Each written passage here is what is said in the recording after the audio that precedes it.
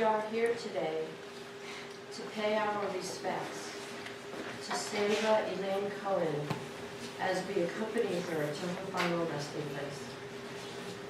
We are also here today to accompany her husband Steve, her children Jill Niewohner, Alyssa Cohen, and Mark Cohen, and their spouses Daniel Niewohner and Cantor Melissa Cohen, and her grandchildren Madeline, Eliza, Benjamin, Alex, Jonas, Sadie, and Evan, and her best friend of over 50 years, Shirley Sarver, through the beginning of mourning this profound loss.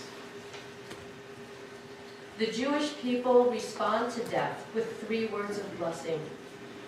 In English, the words mean, "Praise is the judge of truth." Let's begin our service with the wisdom of our tradition. Please repeat these words of blessing after me. Baruch, Baruch, Dayan, Dayan, Ha'emet. Ha'emet. And continue.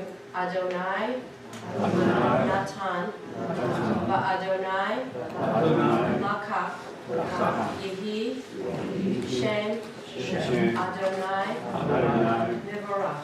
Mivorach. And that means Adonai has given and Adonai has taken. Praised be the name of Adonai. A season is set for everything. A time for every experience under heaven. A time for planting and a time for reaping. A time for keeping and a time for discarding. A time for loving and a time for hating. A time for embracing and a time for reframing. A time for slaying and a time for healing. A time for laughing and a time for weeping. A time for dancing and a time for wailing. A time for birthing and a time for dying. A time for speaking and a time for silence. A time for seeking and a time for losing. This is our time to begin the process of saying goodbye to Sandy. Even as we begin to mourn, we recall the blessings in Sandy Cohen's life. To help us recall, I would like to invite Alyssa Cohen to please come forward.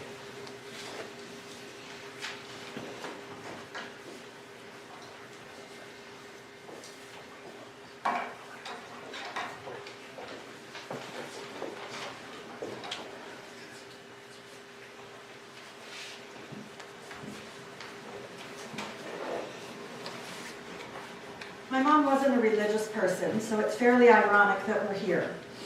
In fact, when we were kids, she would always strategically come down with a headache, just as we were getting ready for High Holy Day services. It became a long-standing family joke. Even though we all knew she wasn't actually going to attend synagogue with us, she would put on an act and insist she was intending to go until the last minute, when she'd make an excuse and get out of it.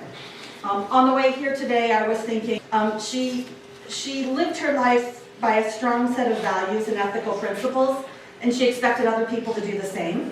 And quite honestly, this caused her some hurt and disappointment on more than one occasion. But it never made her question what was right or wrong. She had an intense sense of loyalty and responsibility.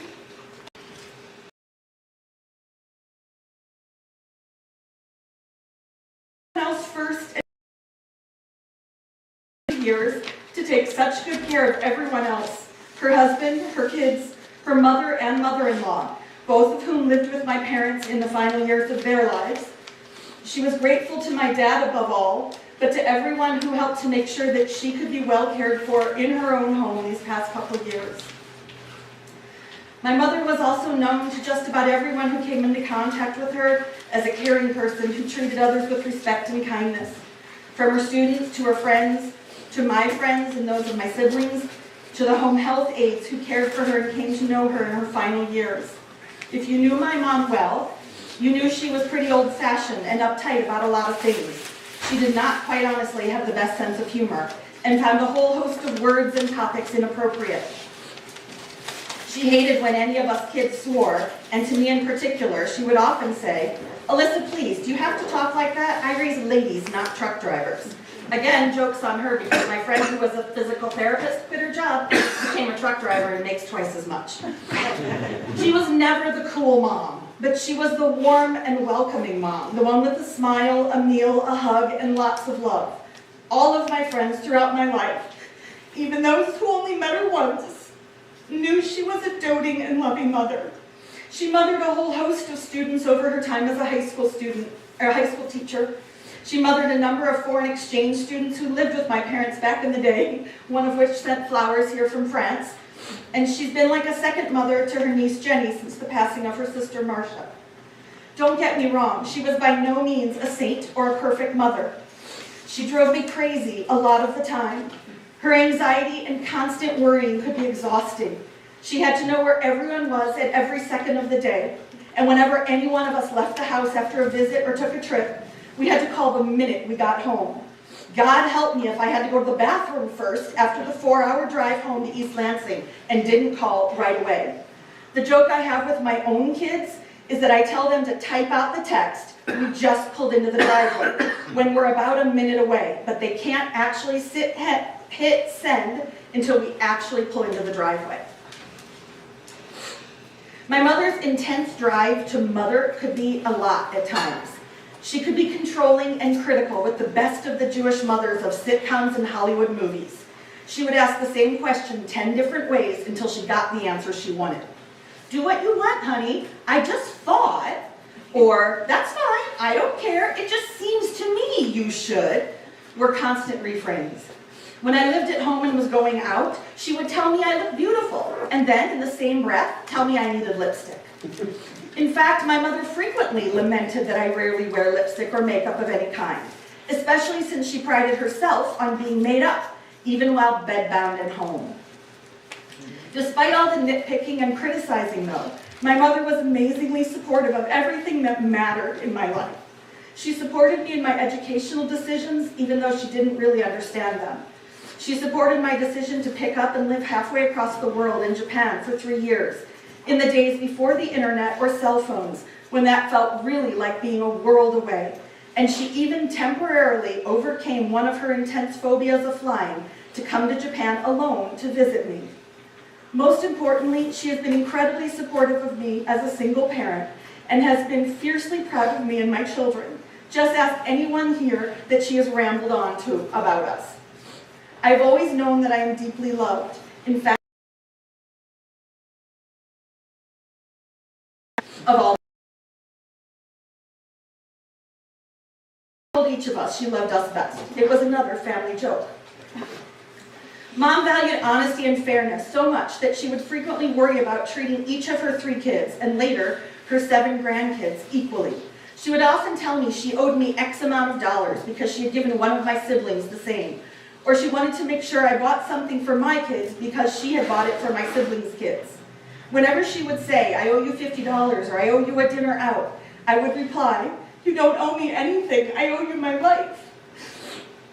My kids don't appreciate it when I turn this around on them, by the way. When they tell me I owe them money and I say, "I don't owe you anything, you owe me your life," they don't find it at all endearing. However, there was that time I gladly accepted a kitchen remodel that I couldn't afford, a compliment of my parents, who had spent a great deal of money on each of my siblings when they got married. My mom finally realized I was never going to want a wedding, but she wanted to gift me something major out of fairness, so I got a kitchen instead of a husband. My mom was one of the most generous people I know, with her time, money, and emotional energy. She would give you whatever you needed and then some. She loved shopping and cooking and loved to express her love through cooking and shopping. I don't think I ever had a conversation with my mother that didn't start with her telling me what she made or ate, asking me what I ate, what I made, what I was going to eat, or ended with her asking me if I needed anything. When my sister and I were young and my mother would take us clothing shopping, inevitably she would find something that she liked that we didn't. usually a dress or a skirt or something prissy and ladylike and not at all our style. And she would try to convince us that we did in fact like it, and that we needed it, or that it would be useful, and that we should get it. When all else failed, she would resort to saying, just try it on. You can't tell if you like it hanging on a hanger. You have to see what it looks like on. Just try it on. If you don't like it, I promise I'll let it go. My mother never let anything go. We'd resist, but eventually we'd cave. We'd try it on, trusting her to let it go. It took, I don't know, I'm 55, 56, I don't know. It took a long time, and I now know my mother didn't let anything go. Try it on, and then we proclaimed in an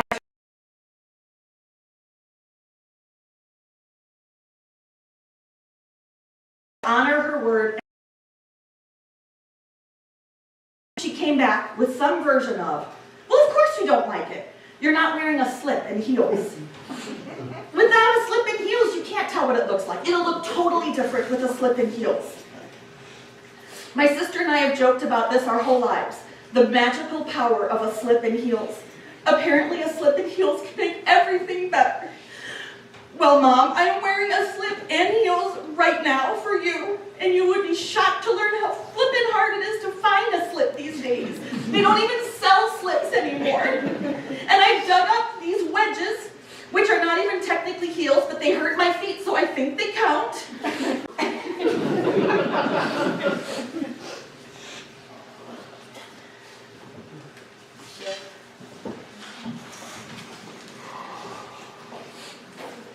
You get to go first and make me cry. How am I going to talk now?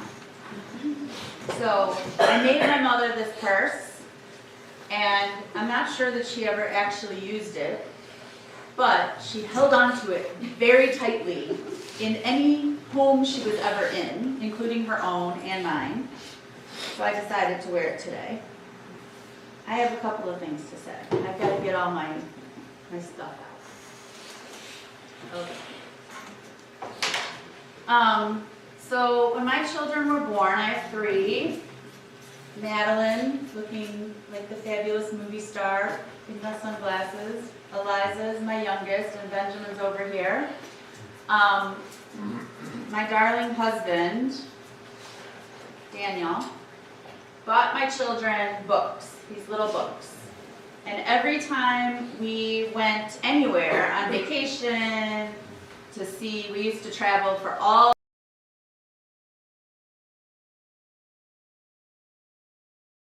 as eloquent of a writer as my sister, I thought I would read some of the things my mom said to my children. So this is to my darling Madeline. What a wonderful, this was 2005. What a wonderful treat to visit over your first holidays. Mama was so happy to get a chance to care for and love you over the past 2 weeks. Every moment with you is a cherished one. It was fun seeing you grow and grow. Each day brought a new joy, one I shall never forget. We got to play and learn from each other and really bond. My favorite moments were seeing you smile and something at the joy of your laughter. If I could teach you anything, it would be to find joy in the beauty around you. Laughter is the best medicine and will help you through all of the rough times. There's a whole lot more about being the first grandchild, but I'll spare my other children that. Love, Mama. I'm the favorite. That is true. All right, this one's to Benjamin. This is Thanksgiving 2006. Dear Benjamin, how do I begin to tell you what you mean to me? Words cannot describe the feeling I have for you, my special grandson. I waited 9 long months to get a chance to meet you, and it seemed the wait was forever. But now it was worth it. I can't stop my heart from beating with joy at seeing you the first time at Mommy and Daddy's house in Chicago. You are perfection. That's impressive. I love you from the top of your head to the tip of your toes. Your something smile makes my heart sing. And she goes on and on and on, like she does for all of her boys, especially Mark. That, you know, the princes of the family. And then came along Eliza, child number 3, so her book's a lot shorter. A little bit shorter. This must be, Eliza was born January, hi Crystal. Eliza was born January 22nd, and this is January 27th, so a week later, 2008. Dear Eliza Quinn, I can't express the joy I felt when I met you for the first time. Your eyes make me melt when you looked at me for the first time. We waited so long for you to come into the world, and you were the greatest gift of all. I've shared so many joyous times with your brother and sister, and I can't wait to do the same with you. I want you to remember always how special you are to me and Papa. Alyssa would say it's Papa and I. I will miss you daily until we see you again. Always remember to be kind and loving and make the world a better place. You are my special angel, now and always. Love, Mom. So we will cherish these forever. But Eliza wanted to speak today, but she wasn't sure she could. So I'm going to read to you a poem that she wrote maybe 3 years ago, a couple of years ago. And the first time I read it, I cried my eyes out, and I don't think anybody in my family has heard it. But I have to find it because it's on my phone.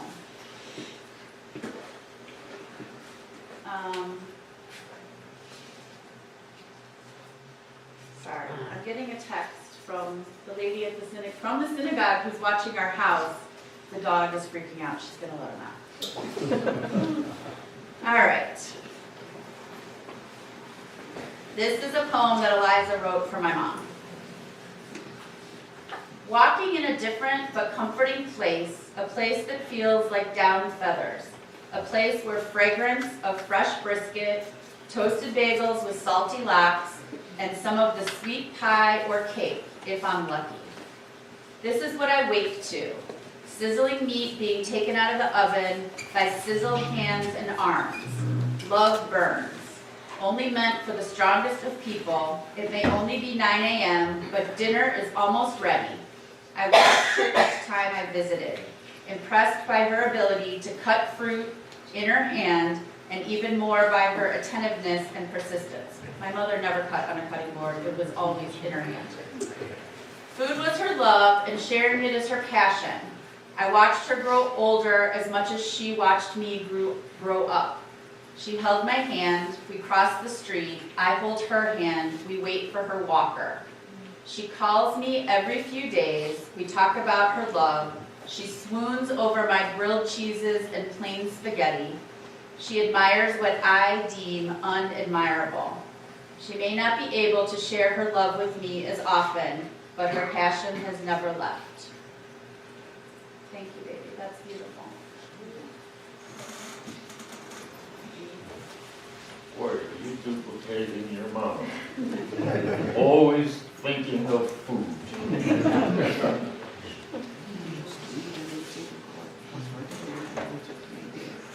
Mark?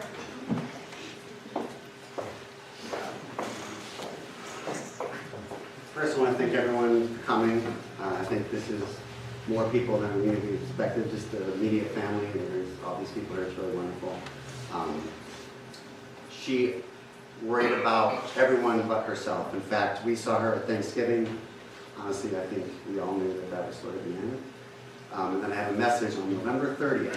And it's visual voicemail, so I have the voicemail, but it prints it out for me, and it says, Mark, I had breakfast. Mark, I had lunch. Mark, I had dinner. Mark, I had water. Don't worry about me. This was a slurred speech, a weak voice. It was the end, and I kept that, and her only concern in that state was, let's call my son and tell him I'm doing just fine. I was clearly the favorite. I'm the only one with the moniker the Prince. They do not have nicknames.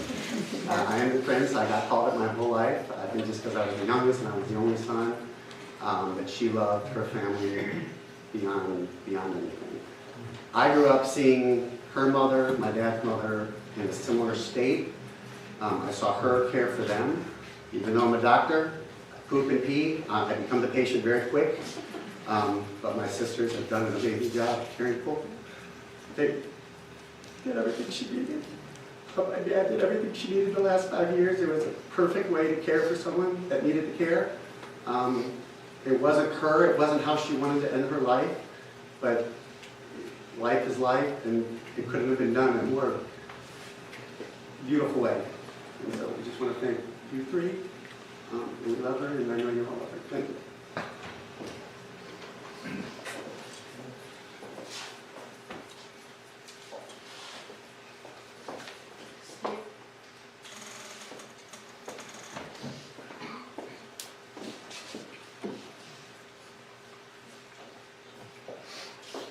Unaccustomed as I am to public speaking,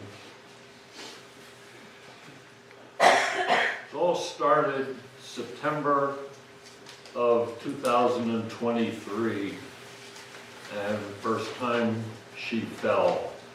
And she was in and out of a hospital and rehab center a number of times.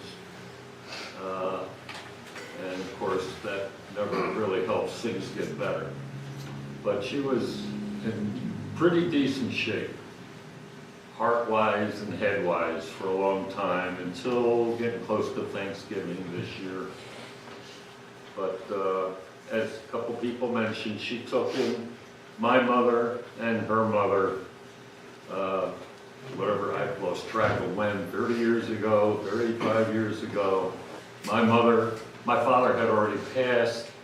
My mother was living on her own and then got sick and was in the hospital, and I got a phone call one day from my sister saying, well, it's time for her to get out of the hospital. We're sending her to a nursing home.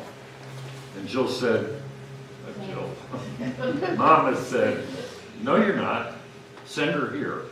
I said, wait a minute, what are you talking about? You don't know what. She said, I don't care. Nobody is going into a nursing home. And they sent her to us from Philadelphia, and we learned slowly but surely how to take care of her. And then Sandy's mother got sick. Hey, send her here. We got a room. We got a twin room now for 2 people. We might as well. And we took care of them for 5 years. I don't know how many, but somehow we made it through with them. Her mother talked, but to people that weren't there. My mother didn't talk at all. We never knew for sure whether she had had a stroke or she was just being obstinate, because that's the way she was. You know, she decided she's not going to talk, not going to talk. So we never knew. Sometimes you'd go in the morning and you'd say, good morning, Mom, and she'd say, good morning, and didn't say another word for 6 months. Never knew what to expect. So now, Sandy was in and out of the hospital and rehab center multiple times, and finally got to the point where she was not happy. I was not happy. I said, we're going to take her home. You will be home. You're never going back again. And that's kind of what we did.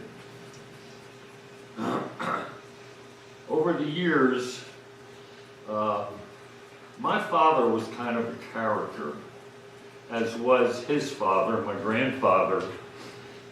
And after my father retired, he got a job my mother worked at Temple University, and he got a part-time job at Temple University where he used to cut the checks for the employees. And if you remember the old dot matrix printers, it would print things out and it had a thin strip on the side with sprocket holes.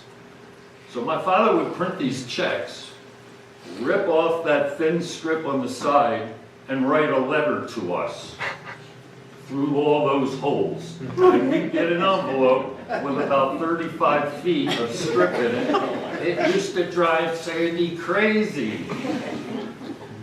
Then one day I got a phone call. She said, I just got something mysterious in the mail. I said, what do you mean? She says, I don't know. I don't know, but it scares me. I said, who's it from? I don't know. There's no return address on it. I said, relax. Wait till I come home. Let me see. I go home. She said, I called the post office inspector general or somebody, I said, why? She said, this thing is scaring me. She held up the envelope, and right away, I recognized my father's writing. He was always pulling stuff. Well, he said, he never cursed, but he always told jokes. And many of them were a bit off color. And I looked at the message in here, and I started to roar. It was so funny. Now, when you read it, it didn't sound funny. So she read this to these post office inspectors, and I can imagine later they wrote it down, looked at it, and they must have had a ball after that.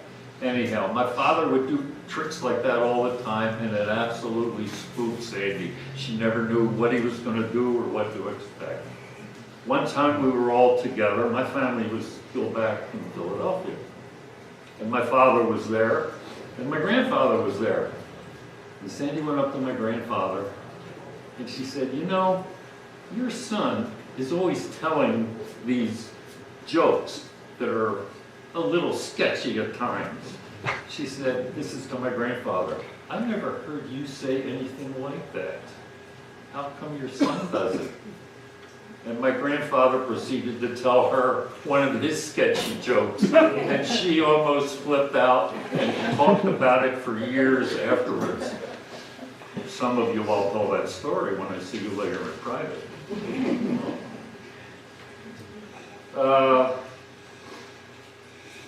When she was sick, there would be many days where she couldn't talk at all. Sometimes she was fine. And other days she couldn't talk, I couldn't hear her, or she'd mumble, I couldn't understand what she was saying. One time, there was 2 days went by like that, and she was starting to not eat and not drink. And she was starting to, and then one night, I'm half asleep, and I thought I heard noise, calling or moaning or something, so I jumped up and ran into the room where she was. And as soon as I got in there, like I said, she hadn't said a word in 2 days. She said, I don't like this bed. I think it feels like I'm falling out of it.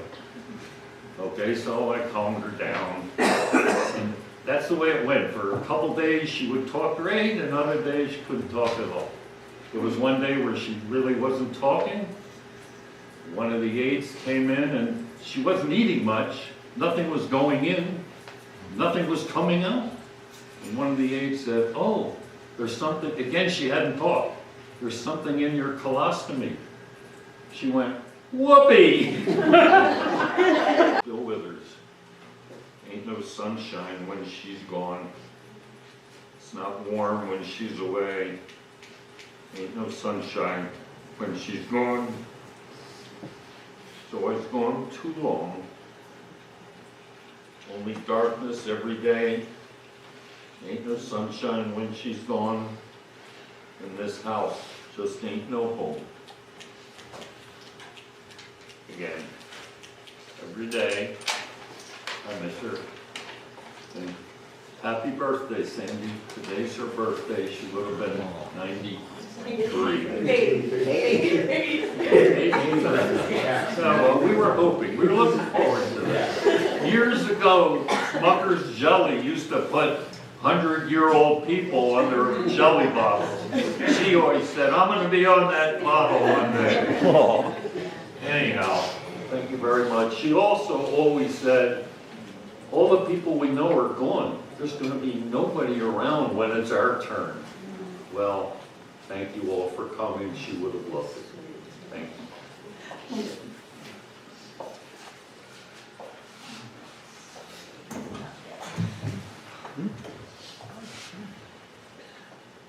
She would have loved it, and she still got out of having to be in the building today.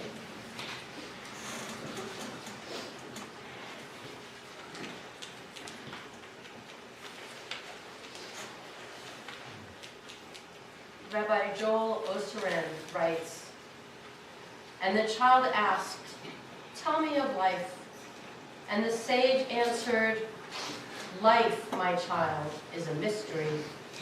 We do not ask to be born, nor do we even understand the meaning of birth, of creation, We grow and we experience life's pleasures and pains.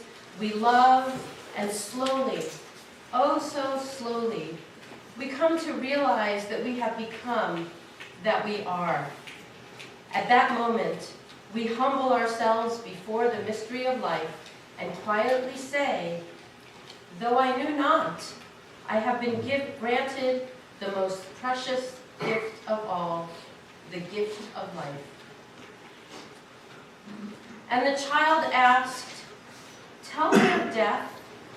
And the sage answered, death, my child, is a mystery. It is the inevitable return of the gift of life, the gift which came free to us. We live as the trustee of that mysterious being, of that unexplainable becoming. Yes, you and I are but trustees of life. We nurture it, we delight in it, we give of it to others, and at the appointed time, we sadly, yet with pride, return it from whence it came. The beauty, my child, is that we are, what we have become, remains long after the gift has been returned. It remains as a precious keepsake with our loved ones who lived on. Sandra Cohen was a trustee of life. She lived that trust, not in grand gestures, but in the steady, daily ways a life is built. By showing up, by worrying, by feeding people, by staying connected.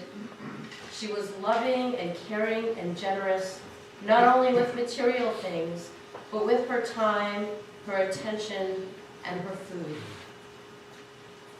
Sandy was always eager to give and be part of her children's and grandchildren's lives. She was always available, and because of that, she touched a great many people.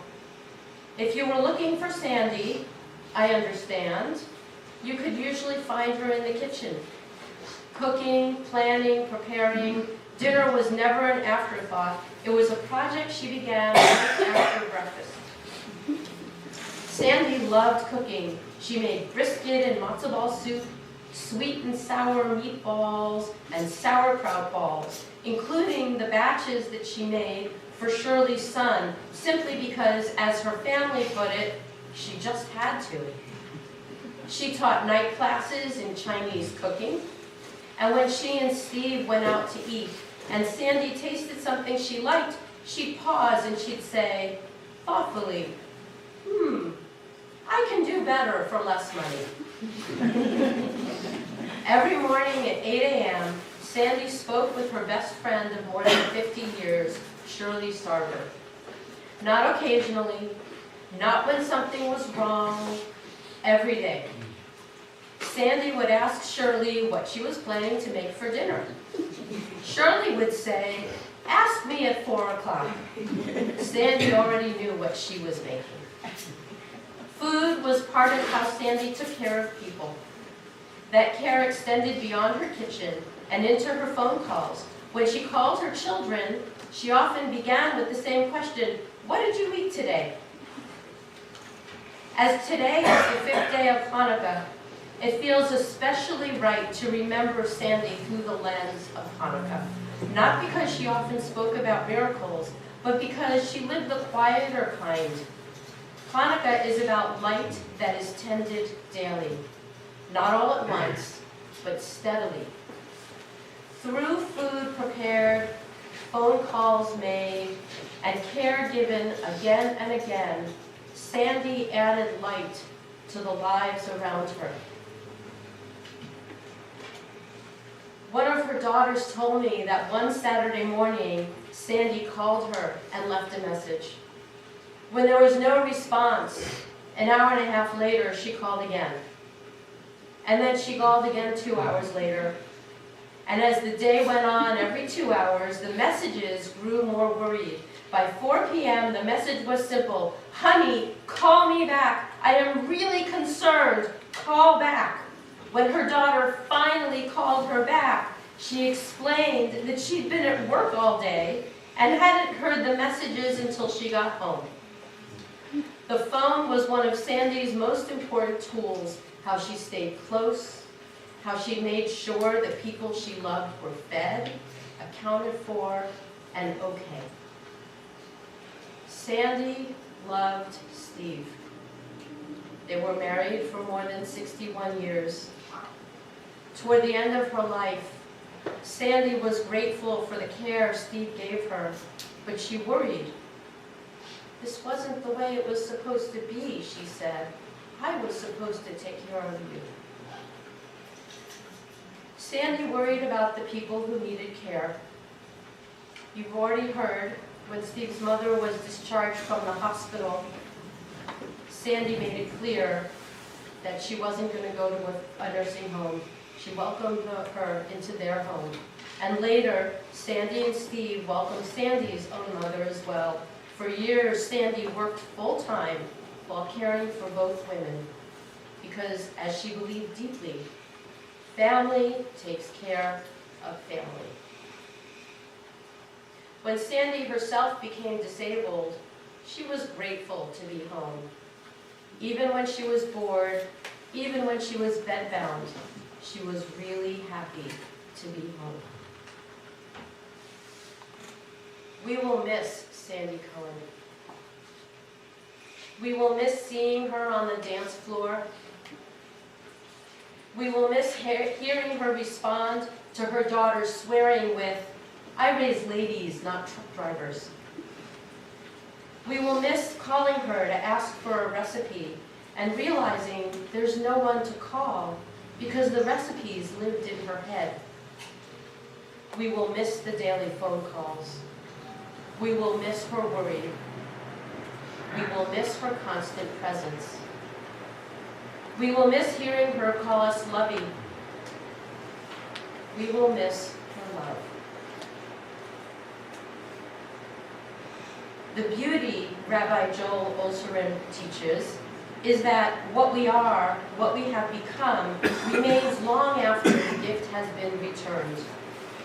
We will miss Sandra Cohen, and we will carry what she was in our lives as a precious keepsake because we loved her.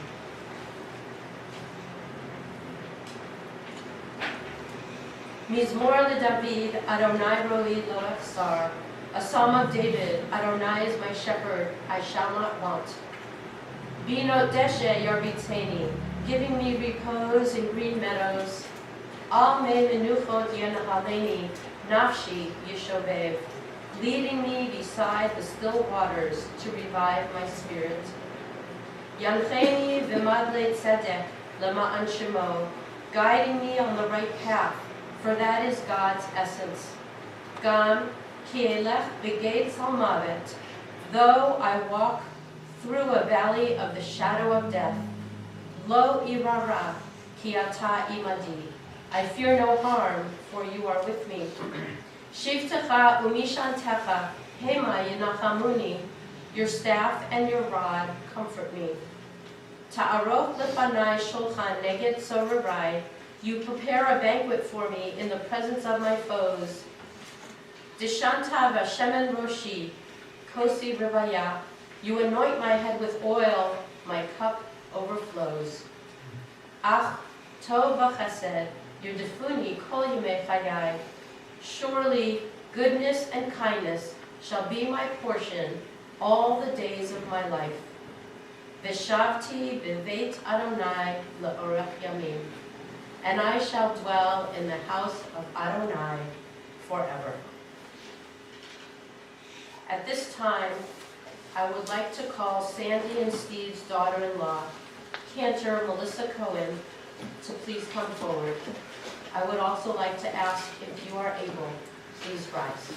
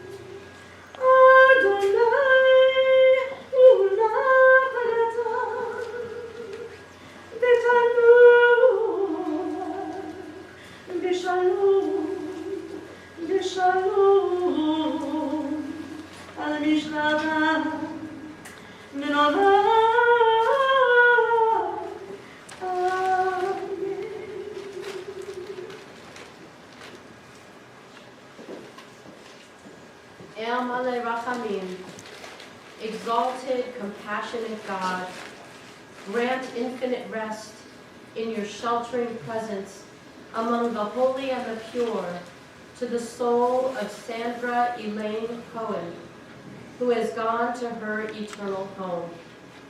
Merciful One, we ask that our loved one find perfect peace in your eternal embrace. May her soul be bound up in the bond of life.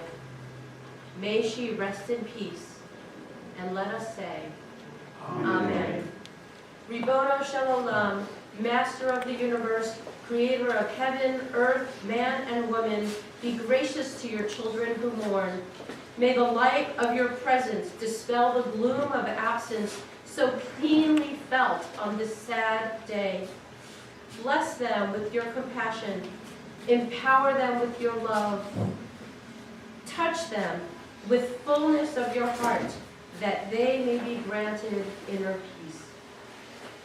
Was it not you who said, "Do not be dismayed, for I am your God. I will strengthen you. I will help you. I will sustain you with my power"? As we remember the blessings in Sandra Cohen's life, we ask you, Eternal One, to remember your promise to us. And let us say, Amen. Amen. You may be seated.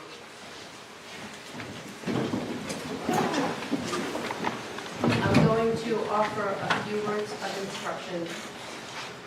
After interment, the family is gathering at Steve's house for the rest of the day. Formal Shiva will be observed tomorrow from 7 p.m. from 4 p.m. until 7 p.m. with a minyan or a short prayer service at 4:15 p.m. I'd like to also suggest that right now, as we transition from this space to our cars, this is not a break. This is part of our service, and we're going to continue our service as we accompany Sandy to her final resting place. Those of you who are going to serve as pallbearers can meet us at the coach at the grave site. Ridge Road Cemetery, number 2 is 3824 Ridge Road. If you are planning on joining us to the cemetery, please make sure your headlights and your flashers are on in your vehicles. This concludes this part of our service, and we're going to transition to our cars and to our procession to the cemetery.